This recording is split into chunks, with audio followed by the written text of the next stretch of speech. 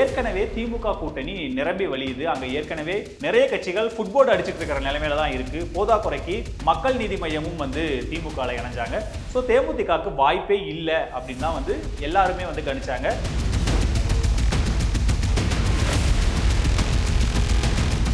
இந்த முறை தேமுதிகவுக்கு ஒரு மிகப்பெரிய ஒரு ஜாக்பாட் தான் அடிச்சிருக்கு அப்படின்னு தான் சொல்லணும். இந்த கூட்டணியை அவங்க தேர்வு செஞ்சதுல. ஏன்னா எல்லா பத்திரிகையாளரும் கணிக்க மாதிரி இந்த முறை ஒரு ராஜ்யசபா சீட்டு அவங்களுக்கு ப்ராமிஸ் பண்ணியிருக்காங்க அப்படின்னு தான் தகவல் வருது. அது மட்டும் இல்லாமல்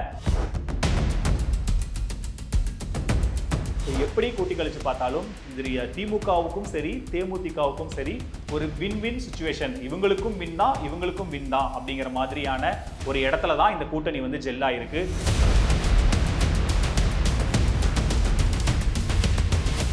சம்மர் வந்தாச்சு. What's your plan for this holiday? எங்க கிட்ட விட்டுருங்க, நாங்க பாத்துக்கிறோம். GT Holidays. GT Holidays, South India's #1 travel brand. Arabian Garden Seafood Restaurant. Bad taste meets elegance. i5 Housing and Properties. தேடுத விடுங்க, தேர்வு செய்யலாம் வாங்க. Call 9962557557. பலத்த எதிர்பார்ப்புக்கு மத்தியில தமிழக அரசியல்ல ஒரு மிகப்பெரிய திருப்பம் இன்னைக்கு நடந்திருக்கு. கிட்டத்தட்ட கட்சி ஆரம்பித்து 20 ஆண்டுகள் கழித்து திமுகவோட தமிழகத்தோட பிரதான கட்சியோட கூட்டணி வச்சிருக்கு தேசிய முற்போக்கு திராவிடர் கழகம். யாருமே இந்த கூட்டணியை எதிர்பார்க்கல. வழக்கம் போல் முதலமைச்சர் சில காரியங்களெல்லாம் ரொம்ப காதும் வச்ச மாதிரி ரொம்ப டீட்டெயில்டாக அதை செஞ்சு முடிப்பார்.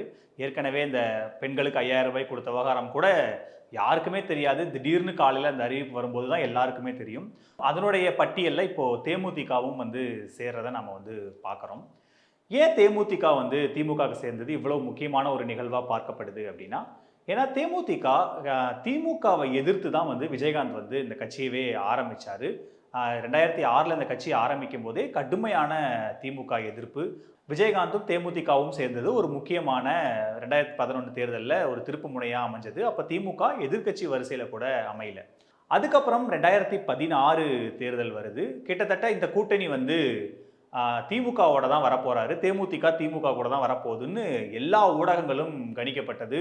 ஏன்னா அப்போ அதிமுகவுக்கும் தேமுதிகவுக்கும் அவ்வளவு முரண்பாடுகள். ஏன்னா விஜயகாந்துக்கும் ஜெயலலிதாவுக்கும் சட்டப்பேரவையில் நடந்த அந்த மோதல் காட்சிகளை யாருமே மறந்திருக்க முடியாது.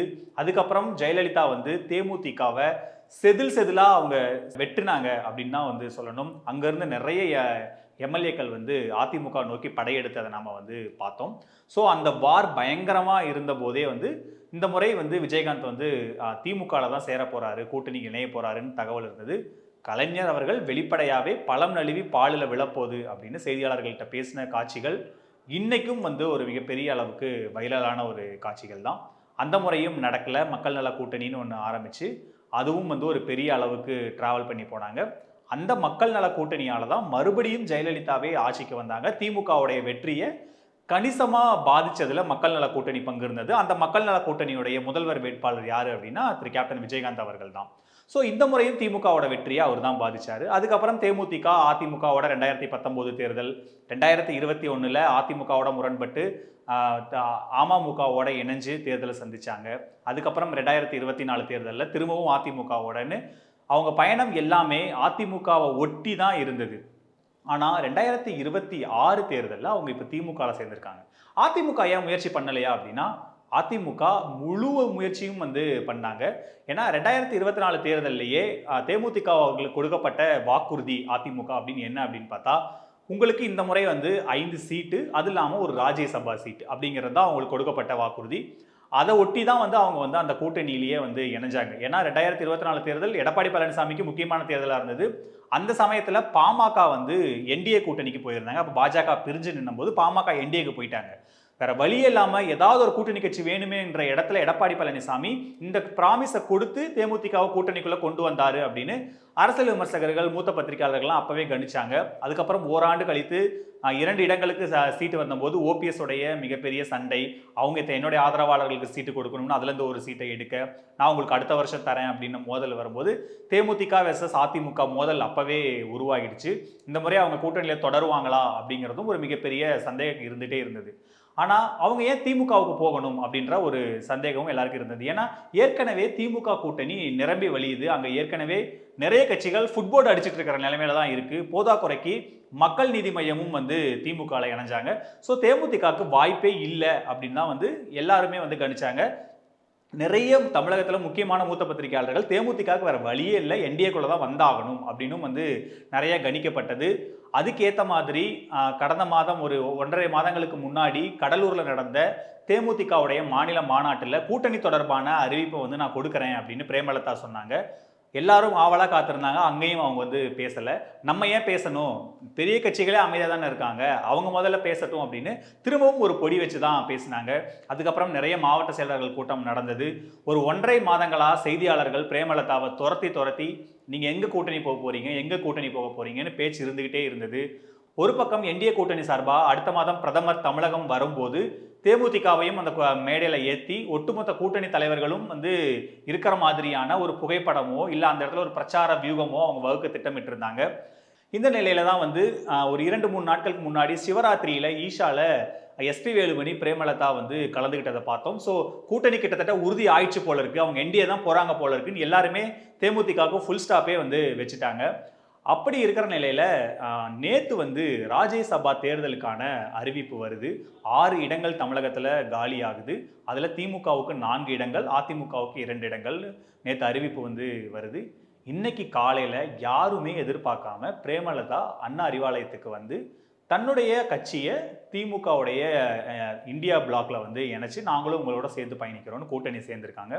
இந்த இடத்துல தான் ஸ்டாலின் அவர்களுடைய அந்த மாஸ்டர் ஸ்ட்ரோக்கை நம்ம வந்து கவனிக்க வேண்டியது இருக்குது. ஏன் அப்படின்னு பார்த்தீங்க அப்படின்னா, இப்போ இந்த தேர்தலில் விஜய் வந்து ஒரு கணிசமான சில வாக்குகளை பிரிக்க போகிறார் அப்படிங்கிற மாதிரி சில தகவல்கள்லாம் இருக்குது. ஒரு 5000 வாக்கோ 10,000 வாக்கோ இருக்குது. தேமுதிகவை பொறுத்த வரைக்கும் ஒரு தொகுதியில் அவங்க ஒரு 10,000 15,000 வாக்குகள் வரைக்கும் வச்சுருக்காங்க. ஏன்னா அவங்க பெரிய அளவுக்கு மார்ஜினாக பார்த்தா பெரிய அளவுக்கு இல்லை. ஏன்னா 2021 தேர்தலில் அவங்க 0.4% தான் எடுத்திருந்தாங்க, 1% கூட கிடையாது. ஆனால் 2024 தேர்தலில் திரு விஜயகாந்த் அவர்கள் மறைவுக்கு அப்புறமா அந்த அனுதாபம் வந்து பெரிய அளவுக்கு தேமுதிக கை கொடுத்தது. அதுவும் அதிமுக கூட்டணிக்கு அவங்களுடைய பெர்ஃபார்மன்ஸை பயங்கரமாக பண்ணாங்க. கணிசமான வாக்குகளை வந்து அதிமுக கூட்டணிக்கு தேமுதிக வந்து டிரான்ஸ்ஃபர் பண்ணாங்க. குறிப்பாக விருதுநகரில் விஜயபிரபாகரன் வந்து மாணிக் தாகூருக்கு அவ்வளவு கடுமையான நெருக்கடி கொடுத்தார். மாணிக் தாகூர் தோல்வியின் விளிம்பிலிருந்து தப்பி பிழைத்தார் அப்படின்னு தான் வந்து சொல்லணும். அந்த அளவுக்கு ஒரு கடும் நெருக்கடி வந்து அப்போ வந்து தேமுதிக கொடுத்தாங்க. ஸோ அப்போவே அந்த விஜயகாந்த் அனுதாபால இப்போ ஓரளவுக்கு செட்டில்டு ஆயிடுச்சு அப்படின்ற பார்வை சொல்லப்பட்டாலும் பிரேமலதாவுடைய கூற்றுகள்லேருந்து சொல்லணும் அப்படின்னா எங்கள் எல்லா மாவட்ட செயலாளர்களும் வந்து திமுகவோட கூட்டணிக்கு போகிறதுக்கு தான் விருப்பப்பட்டாங்க. அப்படிங்கும்போது இந்த முறை வந்து தேமுதிகவுக்கு ஒரு மிகப்பெரிய ஒரு ஜாக்பாட் தான் அடிச்சிருக்கு அப்படின்னு தான் வந்து சொல்லணும் இந்த கூட்டணியை அவங்க தேர்வு செஞ்சதில். ஏன்னா எல்லா பத்திரிகையாளரும் கணிக்க மாதிரி இந்த முறை ஒரு ராஜ்யசபா சீட்டு அவங்களுக்கு ப்ராமிஸ் பண்ணியிருக்காங்க அப்படின்னு தான் தகவல் வருது. அது மட்டும் இல்லாமல் 6லிருந்து 10 சீட்டுகள் அவர்களுக்கு ஒதுக்கப்படலாம் அப்படின்னு தகவல் வருது. ஒருவேளை 6 சீட்டோ 7 சீட்டோ ஒதுக்கினாலும் இன்னைக்கு இருக்கிற திமுகவுடைய வெற்றி சதவீதம், கூட்டணி கட்சிகளுடைய ஸ்ட்ரைக்கிங் ரேட்டை நம்ம தேமுதிகவுக்கும் அப்ளை பண்ணா 4லிருந்து 5 எம்எல்ஏக்கள் அவங்களுக்கு கிடைக்க வாய்ப்பு இருக்கு. ஒரு ராஜ்யசபா எம்பி நாடாளுமன்றத்துக்கு போக வாய்ப்பு இருக்கு. ஸோ திரும்பவும் கட்சியை வந்து ஒரு மீட்டுருவாக்கம் செய்யறதுக்கு இது ஒரு மிகப்பெரிய ஒரு ஆப்பர்ச்சுனிட்டியா தேமுதிக பார்க்குது.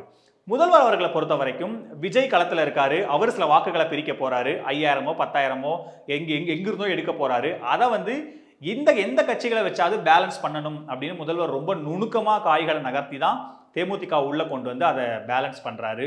இந்த மாதிரி திமுகக்குள்ள விசிக, கம்யூனிஸ்டுகள், மதிமுக, காங்கிரஸ் எல்லாரும் அதிக இடங்கள் கேட்டு திமுக தலைமைக்கு நெருக்கடி கொடுக்குறாங்க. ஆட்சியில் பங்கு, அதிகாரத்தில் பங்குன்ற முழக்கத்தை காங்கிரஸ் தொடர்ச்சியாக முன்வைக்கிறாங்க. காங்கிரஸ் அந்த கூட்டணியில் இருக்குமா இல்லையானே பல ஹேஷியங்கள் வந்து உளவிட்டு இருக்கிற சூழ்நிலையில தேமுதிகவை உள்ள கொண்டு வந்தது மூலமா ஒரு புதிய கட்சி வந்திருக்கு, ஒரு பெரிய கட்சி வந்திருக்கு. அவங்களுக்கு நம்ம சீட்டு பிரிச்சு கொடுக்க வேண்டிய தேவை இருக்கு.